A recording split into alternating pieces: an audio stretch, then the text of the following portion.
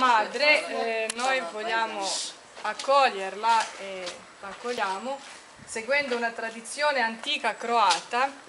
Quando una persona veniva per la prima volta, allora si offriva il pane come segno di accoglienza, segno di condivisione e di bontà, con un po' di sale che significa la saggezza, per una saggezza di vita, e la grappa che è il segno di salute ma anche di allegria.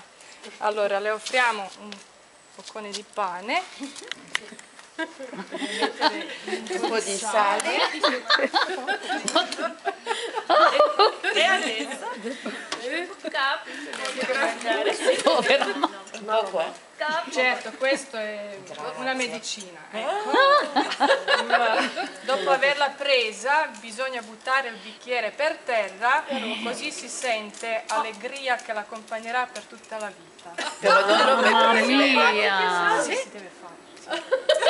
lo devo Sì. e si rompe. Quando vuoi.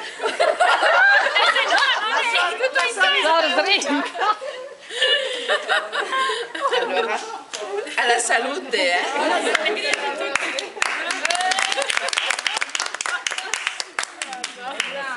Una grappa viene dalle isole, da una isola nostra, ecco, molto buona. Ecco, adesso molto sempre buona. Devo lasciare? Romperla, sì. Rompe. Yeah!